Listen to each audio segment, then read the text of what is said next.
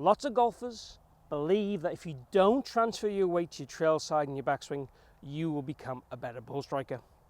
So essentially, near enough, trying to have zero shift and keep your head centered is the key.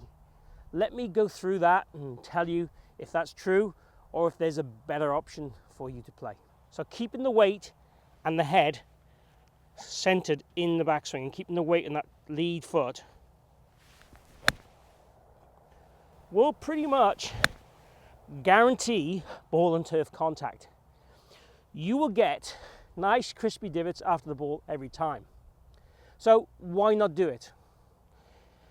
The only downside in it is how it can affect rotation. Now, rotation on the backswing, not rotation on the downswing. And that can affect how much pressure you shift, and it'll affect how much power you can potentially create, and also it might affect the plane of your swing.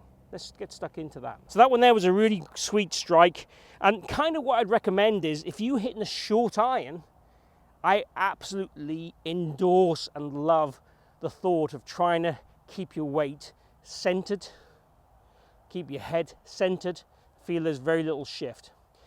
The downside when you do it for me is when you get to a longer iron, you don't always get enough rotation behind the golf ball to allow you then to shallow the plane enough.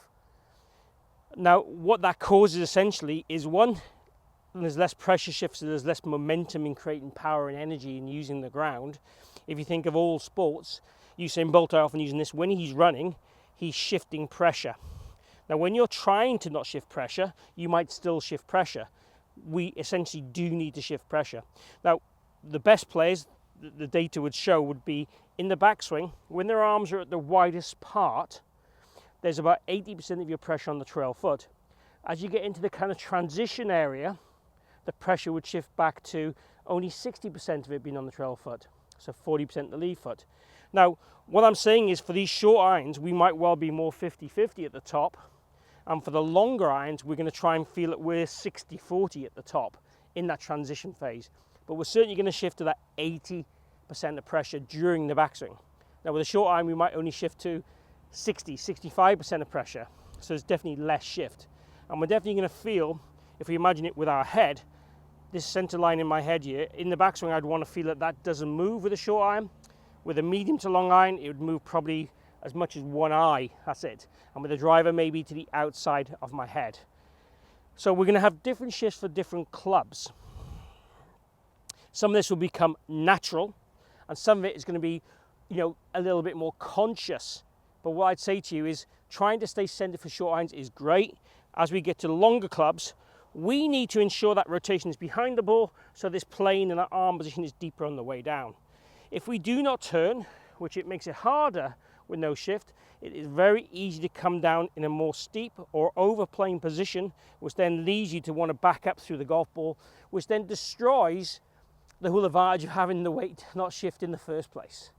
So dynamically, we want a little bit of this pressure shift to create power and to get back to the golf ball and maintain a good sequence and a good plane. So the zero shift, for me, I'm happy with short clubs.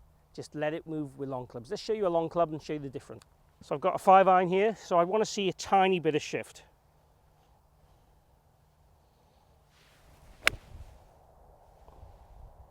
That one again, hit great.